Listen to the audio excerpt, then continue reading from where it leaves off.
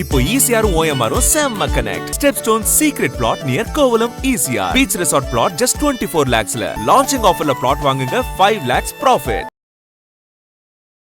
அமைச்சரவையில் இருந்தனாலேயே நான் எதுவும் சப்போர்ட்லாம் பண்ணணும்னு அவசியம் இல்லைன்றாரு. இது எப்படி பார்க்குறீங்க? நாங்கள் எப்போ வேணால் வெளியே வருவோம்னு பதிவு பண்ணுறாரு. இந்த நம்பிக்கை இல்லாத அவங்கள நம்பி நீங்கள் எப்படி ஆட்சி நடத்துறீங்கன்றது தான் என்னுடைய கேள்வி. எனக்கு லெஃப்ட்டுன்னா திமுக தான் கொள்கை, நான் இன்னும் திமுக கூட்டணிலேருந்து வரலன்றாங்க. அது எப்படி கணக்கு வருது? திமுக வந்து 1 மாதம் 6 மாதம் டைம் சொன்னாங்க, அதுக்குள்ளே ஏன் அவசரப்பட்டு பேசுகிறாருன்னு ஒருத்தர் பேசுகிறான், கம்யூனிஸ்ட்காரன் தான் பேசுகிறான். நீ ஏன் 1 மாதத்தில் போய் ஆர்ப்பாட்டம் பண்ணுற? டைம் கொடுக்குறோம், மக்கள் நல பிரச்சனைக்கு செய்யறதுலாம் வருது. கேளு, நீ தான் அமைச்சரை உள்ள இருக்கிற ஆதரிக்கிறல, முதலமைச்சர் அப்பாயின்மெண்ட் கேட்டு போய் விளக்கு காடு கேளு, லெட்டர் கொடு. எதுக்கு நீ பண்ற? இந்த கேப்ல நீ உன்னை வளர்த்துக்கணும்னு நினைக்கிற. திமுக காரன் கலாய்க்கிறான் உடனே நீ அவனுக்கு வக்காலத்து வாங்கி டிவிக்கு விஜய்க்கு சப்போர்ட் பண்ணல பண்ணிட்டு நீ என்ன பண்ற? போய் என்னத்த அது என்ன கணக்கு எனக்கு புரியல. டபுள் ஸ்டாண்டர்டா இருக்காங்க. டபுள் ஸ்டாண்டர்ட்ல இவங்க எல்லாம் திமுகவோட பி டீம். பல நாளா இந்த பிஜேபி பி டீம் சொல்லியிருந்தானுங்க பாரு, அப்படி இல்லை, இவங்க எல்லாம் திமுகவோட பி டீம். சட்டமன்ற உறுப்பினர்களுக்கு எல்லாமே பயிற்சி முகாம் வந்து திரு விஜய் எல்லா சட்டசபை தேர்தல் முடிஞ்சோன்னா முதல் இதுக்கு ஒரு பயிற்சி முகாம் ஜென்ரலா நடக்கும்பா. டிவிகே நிர்வாகிகளுக்கு டிவிகே கட்சியில கொடுக்க வேண்டிய பயிலகம் தான் ரொம்ப முக்கியம். அதிமுக இருந்து போறத எடப்பாடி கூட விரும்பல, ஸ்டாலின் கஷ்டப்படுறான்னு பார்க்கும்போது எங்களுக்கு பார்க்கவே சந்தோஷமா இருக்கு. எடப்பாடி விரும்பல, எடப்பாடி விருப்பம் இல்லப்பா. அந்த கட்சி உயிரோட வைக்கணும், கட்சி காப்பாற்றணும் அவருக்கு எண்ணம் இல்லை. அதனால அவர் அதை பத்தி கவலைப்பட மாட்டாரு. என்ன வேணும் ஸ்கூலுக்கு, எல்லாமே இங்க இருக்கு. Super Saravana stores, Chennai, Madurai, Kovai.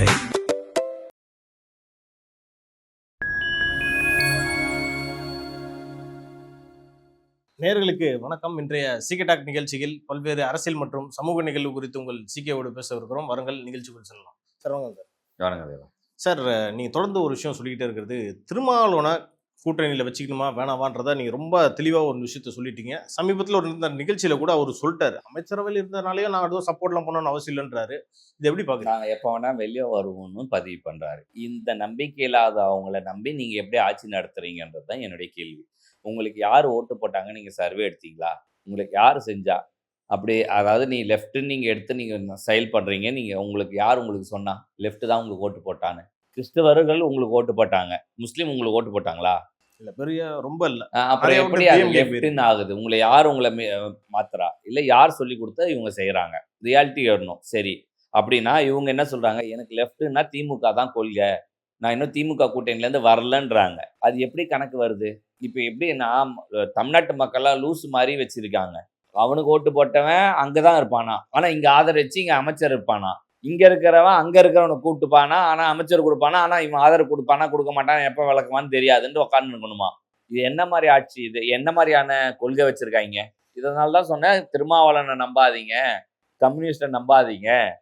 இது இதான் இப்போ கம்யூனிஸ்ட் இருந்துட்டு 1 மாதம் நீ சொல்கிற, அதே திமுக வந்து 1 மாதம் 6 மாதம் டைம் சொன்னாங்க, அதுக்குள்ளே ஏன் அவசரப்பட்டு பேசுகிறாருன்னு ஒருத்தர் பேசுகிறான், கம்யூனிஸ்ட்காரன் தான் பேசுகிறான்.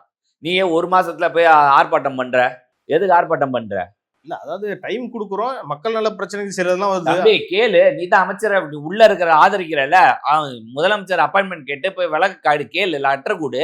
எதுக்கு நீ பண்ற? கேட்ட என்ன சொல்லுவாங்க, இந்த கேப்ல நீ உன்னை வளர்த்துக்கணும்னு நினைக்கிற. ஜனநாயக உரிமைன்றாங்களே சார் போராட்டம். தம்பி, நீ கேட்டு நடக்கலன்னா தான் உரிமை போராட்டம். நீ கேட்கறதுக்கு முன்னாடி போராட்டத்தை நீ எப்படி அறிவிக்கிற? நீ கேட்டியா? புது கவர்மெண்ட் நீ என்ன சொன்ன? 6 மாசம் டைம் கொடு, நீ தானே சொன்ன. திமுக காரன் கலாய்க்கிறான் உடனே நீ அவனுக்கு வக்காலத்து வாங்கி டிவிக்கு விஜய்க்கு சப்போர்ட் பண்ணல பண்ணிட்டு நீ என்ன பண்ற? போய் என்னத்த அது என்ன கணக்கு எனக்கு புரியல. இங்க குழந்தையும் கிள்ளுவீங்களாம், தொட்டிலாம் ஆட்டுவீங்களா, என்ன கணக்கு அது? அப்ப இவங்களும் டபுள் ஸ்டாண்டர்டா இருக்காங்க. டபுள் ஸ்டாண்டர்ட்ல இவங்க எல்லாம் திமுகவோட பி டீம். பல நாளா இந்த பிஜேபி பி டீம் சொல்லியிருந்தானுங்க பாரு, அப்படி இல்லை, இவங்க எல்லாம் திமுகவோட பி டீம். என்னைக்கும்னா நட்டாத்தல விட்டுட்டு போயிடுவாங்க. கூடயே இருந்து இதுக்கு எல்லாத்தையும் தப்பு தப்பா சொல்லி உங்க ஆட்சிக்கு கெட்ட பேர் உருவாக்கிட்டு அப்புறம் போய் அங்க உட்காந்துப்பாங்க. நீ ஐயோ அம்மான்னு கத்த வேண்டியதான். நம்ம விஜய் அவர் என்னதான் நினைச்சிட்டு அவர் மனசுல என்ன ஓடிட்டு இருக்குன்னு நினைக்கிறேன். எனக்கு தெரியல தேவா. என் பாயிண்ட் ஆஃப் வியூ என்னன்னா, இப்போ அவர் சார்பு இப்போ இருக்கிறாங்களே, இப்போ கம்யூனிட்டி பேஸ் கண்டிப்பா கிறிஸ்டின் கம்யூனிட்டி ஃபுல் பேக்கப் அவங்க கொடுத்துருப்பாங்க. 80-70% விஜயை தான் சப்போர்ட் பண்ணிருப்பாங்க. இப்போ அதுல இருந்து ஆதரிக்கிற பல பேர் இருக்காங்கன்னா, நாங்களாம் லெஃப்ட்ன்ற கான்செப்ட், அதாவது லெஃப்ட் கிடையாது, கிறிஸ்டின்ஸ் எப்பவுமே நியூட்ரல்ல திமுக சார்பு அதிகம். புரியுதா? இவங்க இப்படியும் இருக்க மாட்டாங்க, அப்படியும் இருக்க மாட்டாங்க. Muslims total against. அது நீ கம்யூனிஸ்ட் பேஸ்ல இருக்கலாம், ஆனால் அவங்களும் வந்து லெஃப்ட் கிடையாது. ஆனால் லெஃப்ட்னு பேரை காமிச்சிட்டு இந்துக்களை கிரிட்டிசைஸ் பண்ணி இந்த 2 பேரை கவர் பண்ணி வச்சிருந்தாங்க இத்தனை நாள் திமுக. புரியுதா? விஜய் அவர்கள் இந்துக்களை கிரிட்டிசைஸ் பண்றாரா? இந்து கோயிலுக்கும் போறாருல, எல்லாமே செய்யற. அப்ப அவர் அந்த ட்ரெண்டுக்குள்ள அவரு இல்ல. இவங்கெல்லாம் இந்த ட்ரெண்டுக்குள்ள இருக்கும் போது இவங்க எப்படி இது ரெண்டும் ஒட்டும்? புரியுதா? நீ மத சார்பின்மைன்றது கொள்கை எதிரியா பிஜேபி வச்சிருக்கிறது 2வது. ஓகேவா? தமிழ்நாட்டுக்குள்ள நீ பார்க்கும்போது இன்னைக்கு இவங்களுக்கு ஓட்டு போட்டவங்க எல்லாம் நீ போய் சர்வே எடு. நீ இப்போ நம்ம சர்வே எடுக்க ஆரம்பிக்கிறீங்களா, இதுல போய் எடுங்க. கொள்கைக்கு போட்டீங்களா, மத சார்பின்மைக்கு போட்டீங்களா, மாற்றத்துக்கு போட்டீங்களான்னு கேளு. 90 பேர் மாற்றத்தை பத்தி மட்டும்தான் பேசுவோம், மத சார்பின்மை பற்றி பேச மாட்டேங்க. ஏன்னா இந்த தேர்தல் நடந்தது மாற்று. நீ திமுக போட்டிருப்ப, ஆனா இந்த தடவை டிவிகே போட்டிருப்ப. நான் பிஜேபி போட்டிருக்கேன்னு வச்சுக்கோ, நான் இந்த மாதிரி டிவிகே போட்டிருப்பேன். இந்த மாதிரி எல்லாமே மாற்றுக்காக போட்டிருப்பாங்க. நான் சொல்றது எக்ஸாம்பிள். உடனே நாளைக்கு வந்து உண்மையான திமுக பிஜேபி முத்திர போட்டுற போறாங்க. ஆனா ரியாலிட்டி இதை மாற்றி கொடுக்கறது இதுதான். புரியுதா? ஸோ நான் அதை விட நான் சொல்றது என்னன்னா, நான் ரைட்டு லெஃப்ட்டுக்குள்ள கூட நான் போல. உங்களுடைய ஐடியாலஜி திமுக எதிர்ப்புனா, திமுக எதிர்ப்பு ஓட்டு எங்க அதிகமா இருக்கு? அதிமுகல இருந்து உனக்கு 30 பேர் வந்தாங்க. அப்பவே அதை உடைச்சி பண்ணியிருந்தீங்கன்னா இன்னைக்கு பிரச்சனையே கிடையாது. ஆதரவை வாங்கி 10 மந்திரியை கொடுக்குறேன்னு இருந்தாங்க போல இருக்கு, முடிஞ்சிருக்கும். 4 பேருக்கே இத்தனை குதிரை பேரும், 30 பேர்னா எத்தனை பேரத்துக்கு போயிருப்பாங்களோ தெரியல. 4 பேர் பேரம் இல்லப்பா, அது கட்சியாவே வர்றது தானே ஆதரவு. நீ அப்படி அந்த உடையிறதோ இல்லை அதே கட்சி மொத்தமா வெளியில இருந்து ஆதரவாகுதான். இன்னும் எடப்பாடி ஒதுக்கி வச்சிருப்பாங்க, இவ்வளவுதான் கண்டென்ட் ஆயிருக்கும். பட் அந்த ஆதரவு நல்லதா இருந்திருந்தா இந்த அதிமுக அப்படியே அலைன்ஸா ஃபார்ம் ஆயிட்டு இருக்கும். அதை விட்டுட்டோம். இப்போ திருப்பி இங்கிருந்து நம்பிக்கை இல்லாம நீங்க இவங்களை நத்தாத்துல விட்டீங்க. இவன் எல்லாம் இப்ப இந்த பக்கம் போயிட்டான். திருப்பி உன்னை நம்பிக்கை வருவானா? இதுக்கப்புறம் இது நடக்க போறது இல்லை. இப்போ என்ன ஆவான்? புதுசா யாராவது கட்சி ஆரம்பிச்சு வருவாங்க, அவங்க பின்னாடி இவங்க போவாங்க. நீங்க இப்ப இவர் கடம்பூர் ராஜு தோத்த ஆள் தான். சரியா? நீ என்ன பண்ணுவ? சரி, எஸ்பி வேலுமணி மாதிரி ஆளு மாறும் போது அங்க ஒரு மாட்டுச் செயலரை போட்டு டம்மி பண்ண முறை அதிமுகவில் பண்ண முடிஞ்சா சின்னத்துக்கு தான் ஓட்டு கான்செப்ட்ல இருக்கு. நீ நாளைக்கு கடம்பூர் ராஜு இடத்துக்கு போட்டா பெருசாலாம் ஒன்றும் இருக்காது, இம்பாக்ட் ஆகாது. தொண்டர்கள் மாறுறது வேற, அது ஆல்ரெடி மாறி ஓட்டு போட்டிருக்காங்க. ஏற்கனவே பிரச்சனையாயிருச்சா அன்னைக்கு மாவட்ட செயலாளர் கூட்டத்தில் கோயில்பட்டியில. அதாவது இவங்க கடம்பூர் ராஜா ஆளுங்களா அங்க போய் தப்பா பேசிருக்காங்களா, அங்க ஒரு கைகளை போயிட்டு இருக்கு. இப்படிதான் நடக்குதே தவிர பெரிய ஒரு இம்பாக்ட்லாம் இல்லை. நான் திருப்பி சொல்றேன், தலைவர்கள் மாற்றத்தினால தொண்டர்கள் மாற்றமானா இருக்காது. ஒண்ணு, ஆல்ரெடி இங்க இருந்து கொஞ்சம் தொண்டர்கள் உங்களுக்கு போட்டுட்டாங்க. நம்ம ஏற்கனவே வரி பதிவு பண்ணியிருக்கோம். புரியுதா? அதிமுகவுடைய ஓட்டை நிறைய கன்சாலிடேட் பண்ணி கிட்டத்தட்ட 2 கோடி ஓட்டு ஜெயலலிதா விடும் போது விட்டு போனாங்க. புரியுதா? இன்னைக்கு அது 1 கோடி ஓட்டு. புரியுதா? 1 கோடி ஓட்டை மற்ற கட்சி எல்லாமே பிரிச்சுட்டாங்க. உங்களுக்குமே ஒரு 30-40 லட்சம் ஓட்டு அங்கிருந்து தான் விழுந்தது. புரியுதா? அதை நீங்க ஆல்ரெடி வந்துட்டதை திருப்பி நீங்க எங்கிருந்து எடுக்க போறீங்க? நீங்க ஒன்று கேப்சர் பண்ணணும், அது பண்ணணும். இல்லைன்னா அதிமுகவையே ஆதரவாக கொண்டு வந்து அவங்களுக்கு அமைச்சரை கொடுத்துட்டு நீங்க அடுத்த எம்பி வரைக்கும் இது போனீங்கன்னா சூப்பரா போகும். நம்மளோட அதை விட்டா இப்ப நாளைக்கு வேற ஆள் இப்ப அதை டேக் ஓவர் பண்றதோ அந்த மாதிரி போகுது. இதுக்கப்புறம் உங்களை நம்பி இந்த இடத்துக்கு வர்றது அதிமுகல வரமாட்டாங்க. இப்ப என்ன ஆயிடுச்சு? 3 கட்சின்ற மாதிரியே பவர்ஃபுல் வரும். இது அடுத்த தேர்தல் வரைக்கும் டைலமோல ஓடும். 3 வருஷம் பிரச்சனையா தான் இருக்கும். சட்டமன்ற உறுப்பினர்களுக்கு எல்லாமே பயிற்சி முகாம் வந்து திரு விஜய் எல்லா சட்டசபை தேர்தல் முடிஞ்சோன்னா முதல் இதுக்கு ஒரு பயிற்சி முகாம் ஜென்ரலா நடக்கும். என்னென்ன பேசணும் அதெல்லாம் சொல்லுவாங்க. ஆமா, எப்படி பேசணும் அங்க நடக்குதுன்றது அவங்க அந்த சட்டப்பேரவையுடைய செயலாளர்களே வந்து அவங்க இப்படி நடந்துக்கணும், இது பண்ணணும், கேள்வி எழுப்பணும். இந்த மாதிரி நீங்க மனு கொடுத்தீங்கன்னா தான் உங்களுக்கு பேசுறதுக்கு வாய்ப்பு கொடுப்பாங்க. இந்த மாதிரி கவன ஈர்ப்பு தீர்மானம் என்ன இதெல்லாம் சொல்லி கொடுப்பாங்க. இது வந்து எல்லா சட்டசபை தேர்தல் முடிஞ்ச உடனே புதுசாக வர எம்எல்ஏகளுக்காக பண்ணுவாங்க. இப்போ பாதிக்கு மேலே புதுசு தான்றதுனால அது கொஞ்சம் எக்ஸஸாக உனக்கு ஹைலைட் ஆகுது. பட் இதில் எந்த மாற்றம் கிடையாது. பட் நான் சொல்கிறேன், இது பத்தாது. டிவிகே நிர்வாகிகளுக்கு டிவிகே கட்சியில் கொடுக்க வேண்டிய பயிலகம் தான் ரொம்ப முக்கியம். அது இது வரைக்கும் அவங்க இன்னும் மெனக்கெட்டு பண்ணதான் எனக்கு தெரியல. பட் அவங்க ஆல்ரெடி அந்த வின்னிங் அந்த ஒரு ஹாப்பி அந்த ஒரு மூமெண்ட்லேயே இருக்காங்க தவிர ப்ரோக்ரஸிவ்க்குள்ளே அவங்க இன்னும் யோசிக்கல. பண்ணுவாங்க. இது எதெல்லாம் எங்கேயாச்சும் கொஞ்சம் பலமாக அடி விழும் போது அதுக்குள்ளே வருவாங்க, அது பண்ணுவாங்க. Okay sir. கடந்த வாரம் வந்து விஜய் அவர்கள் கர்நாடகாவில் அந்த கோயில் போயிருந்தார்ல, மூகாம்பிகை அம்மன் கோயிலுக்கு. அப்போ வந்து இவரே கார் ஓட்டிட்டு போன அந்த வீடியோ பார்த்தீங்களா நீங்கள்? இப்போ அது ஒரு சர்ச்சையாக இருக்கு. பெல்ட் போடல, எப்படி ஒரு சிஎம்ஏ ப்ரோட்டோகாலை வந்து மதிக்காம போவார் அப்படின்ற ஒரு விஷயத்தை. சிஎம் ஓட்டக்கூடாதுன்னு ப்ரோட்டோகால் இருக்கா? அதை எனக்கும் புரியல. அப்படி இருக்கா? நான் கேட்குறேன், எனக்கு தெரியல. நீங்கள் சொல்லுங்க யாராவது. மேபி அதுல ஏன்னா இது வரைக்கும் எந்த சிஎம் ஓட்டி நான் பார்த்தேன். லைசன்ஸ் இருக்கிறவங்க கார் ஓட்டலாம், ஓகே. ஓகேவா? ஓட்டுறாரு, அவ்வளவுதான், முடிஞ்சு போச்சு. வேற என்ன பண்ணணும்? இல்ல இதுல வேற சீட் பெல்ட் போடலையா அது ஒரு சொல்றாங்க. அப்புறம் பக்கத்துல ஏதோ கிளாஸ் இருந்துச்சு அப்படின்ற மாதிரி விஷயத்த சொல்றாங்க. இது வந்து இப்ப அந்த வீடியோ எல்லாம் நீக்க சொல்றாங்களாம். அது என்ன ஒரு அவர் சர்ச்சை? என்ன கார் ஓட்டினாரு? Toyota Land Cruiser. அந்த கார்ல தண்ணி குடிக்கிறதுக்கோ இல்ல தண்ணி பாட்டில் வைக்கிறதுக்கு எல்லாத்துக்கான ஃபெசிலிட்டிஸ் இருக்கா? கண்டிப்பா 1.5 கோடி சார் அதுக்காக. நீ இந்த பக்கம் சரி சீட்டு பெல்ட் போடல, ஃபைன் போட்டுக்கோங்க, முடிஞ்சு போச்சு. இதுல கிரிட்டிசைஸ் பண்றதுக்கு என்ன இருக்கு? சிஎம்ஏ பெல்ட் போடாம போறாரு அப்படின்ற மாதிரி ஒரு டாக்கா போயிருல, அதுக்காக கேக்குறேன். தம்பி, நான் தான் சொல்றேன், ஜெயலலிதா அவர்களே அந்த சீட் பெல்ட் போடுறதுக்கான பலன்றது அவர் கட்சியால் ஒருத்தர் சொன்னார். அவர் தான் இப்போ டிவிக்கலையும் இருக்கிறாரு, சரியா? அந்த மாதிரி ஒரு எல்லாருக்குமே அந்த அவர்னு இல்லை, அந்த நேரத்தில் போகும்போது நான் ஓட்டுன்னு இருப்பார். கண்டிப்பாக சீட்டு பெல்ட் அலாரம் அடிச்சிருக்கோம், மாட்டிருப்பாங்கன்னு நான் நினைக்கிறேன். அது இருக்காமல் இருக்கிறதுக்கு வாய்ப்பில்லை. காஸ்ட்லி எந்த காராக இருந்தாலும் பெல்ட் மாட்டாமல் வண்டி எடுத்தனா டெயின் டெயின் டெயின் அடிச்சுக்கிட்டே இருக்கும். ஸோ அந்த சவுண்டு இரிட்டேட் போகும். அதை விட பெல்ட்டே போட்டுடலாம்னு தோணும், புரியுதா? ஸோ அது போட்டிருக்கிறதுக்கான வாய்ப்பு 90. இது என்னன்றதை நான் அந்த வீடியோ பார்க்கல, பட் அப்படியே நடந்தாலும் நீ ஃபைன் போட்டுக்கோ, அவ்வளவுதான் முடியுது. இது கிரிட்டிசைஸ் பண்றதுக்கு என்ன இருக்கு? ஒரு ரோல் மாடலா இருக்க வேண்டிய சிஎம் இப்படி பண்ணலாமா அப்படின்ற ரோல் மாடலா தான் இருக்கிறாரு. அவர் காரை ஓட்டிக்கிறாரு. சைக்கிள்ல ஒரு சிஎம் போனா ஆஹா ஓஹோன்றீங்க, சொந்தமா ஒரு சிஎம்எஸ் கார் ஓட்டினா தப்புன்றீங்க. உங்களை என்ன வச்சு சொல்றதுன்னு எனக்கு தெரியல. தம்பி, நம்ம பார்க்குற பார்வை, நீயும் நானும் ஒன்று தப்புன்னா அது தப்புன்னு பார்வையில பார்த்தா தப்பாக தான் தெரியும். நம்ம 2 பேரும் சரின்ற பார்வையில் பார்த்தா சரியாக பட போகுது. இவ்வளோதான் வித்தியாசம். இப்போ நம்ம சொல்கிறோம், இந்த இதுக்கு கனிம வளங்கள்லாம் டிகே பிரபு அவர் வந்து எடுத்து சூப்பராக பண்ணாருன்னு பேசுகிறோம். ஆனால் நேற்று ஒரு ரீல்ஸு ஷேர் ஆகுது, கேரளாவுக்கு இங்கேருந்து ஒரு கண்டினியூஸாக ஒரு 100 லாரி நின்று வண்டிக்கு போகுது அதர் ஸ்டேட்டுக்குன்னு. அதை தடுக்கிறது எப்போ அப்படின்ற ஒரு கேள்வி. இந்த மாதிரி ஆக்கப்பூர்வமான கேள்வி கேட்டு தொலைங்கடா. சீட்டு பெல்ட் போடல வண்டியை ஓட்டணும்னு கேட்காதீங்கடான்றேன் நான். ஆக்கப்பூர்வமாக நீங்கள் கேட்டிங்கன்னா அது நடவடிக்கைக்கான ஒரு பிரதிபலனாவா சேரும். ஓகே, நீங்க ஒரு வீடியோ கூட ஷேர் பண்ணீங்க, அந்த டெத் கேட்ன்ற ஒரு ஃபார்முலா இப்போ வந்து வைரல் ஆயிட்டு இருக்கு. மேபி இது அப்படி அதுக்கும் சம்பந்தம் இருக்கா? அதான் சொல்றேன், இவங்களுடைய வேலை இதுதான், ஓகேவா? இது எல்லாரும் இவங்க பண்ணாங்க, இப்போ அவங்க பண்றாங்க, அவங்க பண்றாங்க, இவங்க பண்றாங்க. இதை பார்க்குற நம்ம தான் முட்டாளாக போயிட்டு டைவர்ட் பண்ணிக்கிட்டே இருக்காங்க. டைவர்ட் பண்ணினே இருக்கிறாங்க. ஒரு விஷயம் ஒரு ஒரு பாலியல் ஒரு விஷயம் எந்த ஹைலைட் ஆனால் இன்னொரு விஷயத்தை எடுத்துட்டு போகலாம். நேற்று சம்பந்தமே இல்லாமல் ஒரு நடிகர் பேசுனதை ஃபுல்லாக வைரல் பண்ணாங்க. அவனை வச்சு உட்காந்து கலாச்சினுங்கிறானுங்க, அவனை ட்ரோல் பண்ணினுங்கிறானுங்க.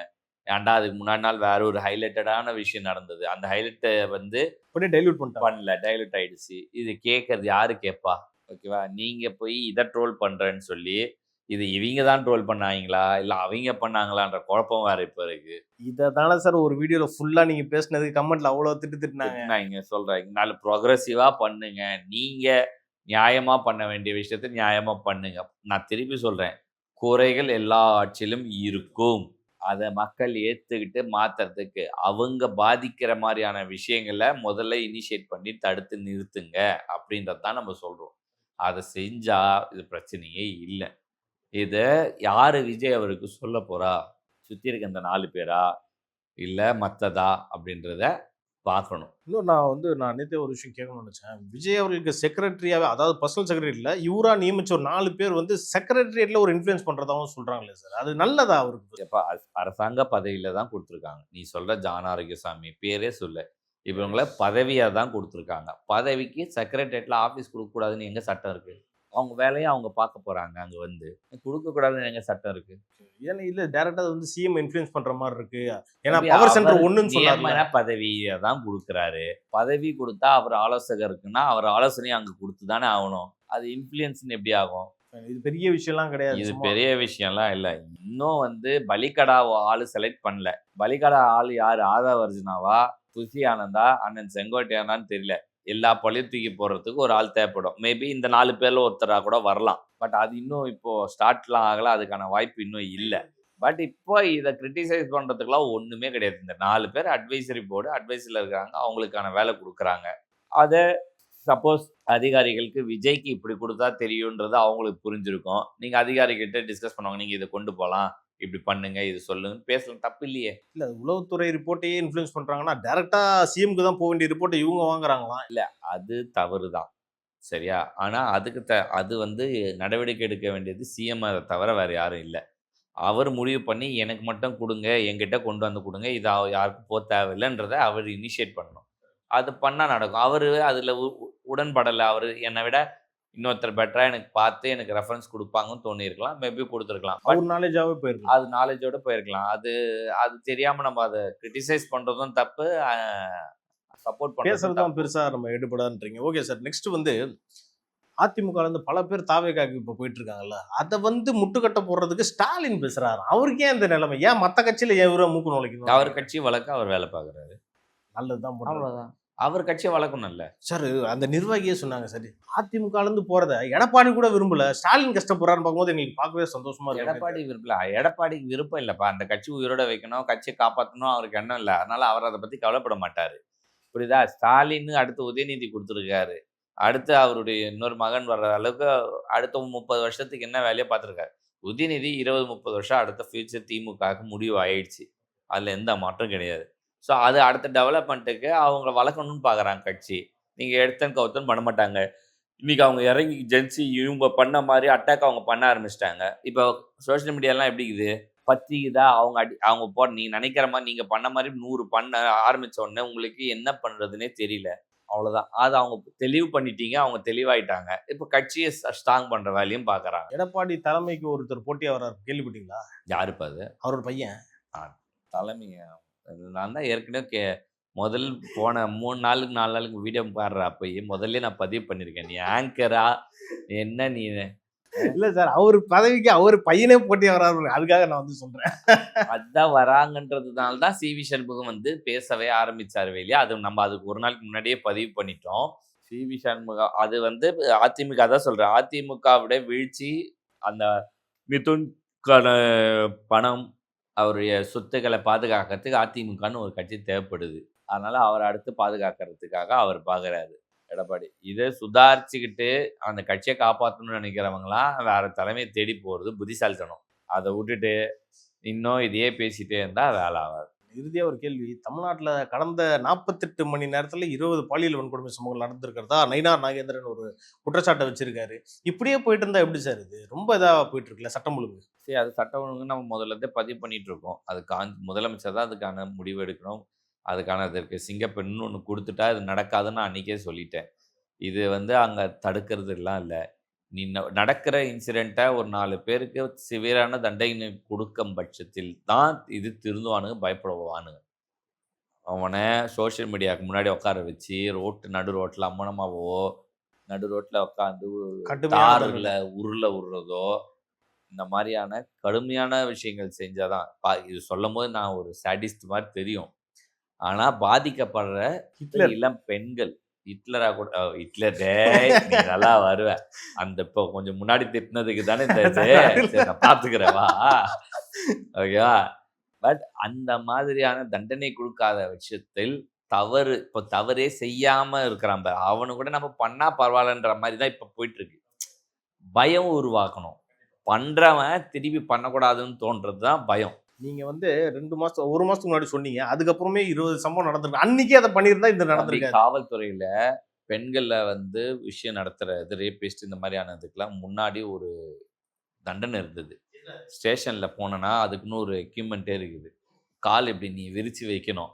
அந்த கால் இப்படியே விரிச்சு ஒரு பண்ணுவாங்க. அது அடி டேமேஜ். அதோட அவனுடைய ஆண்மை செயலில் இருந்துடும்.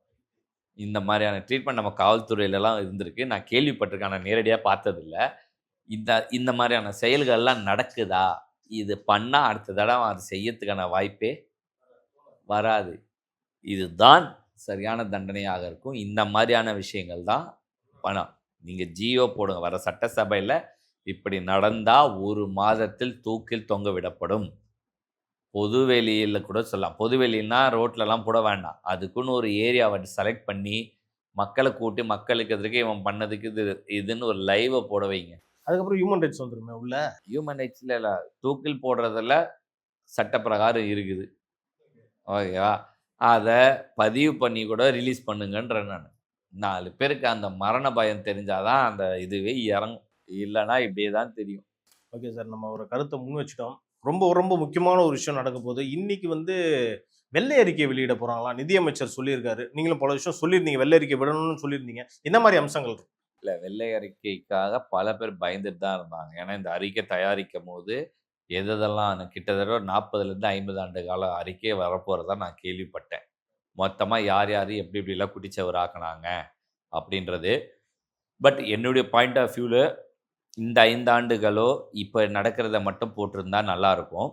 ஓகே, இல்லை போன 5 ஆண்டுகள் ஜெயலலிதாவை தொடாமல் எம்ஜிஆரை தொடாமல் இருக்கிறது பெட்டராக நான் பார்க்குறேன். ஏன் இப்படி பெட்டர்னு சொல்றீங்க? ஏன் தொடக்கூடாது? கட்சி வளர்ச்சிக்கு அது சரியாக இருக்கும்.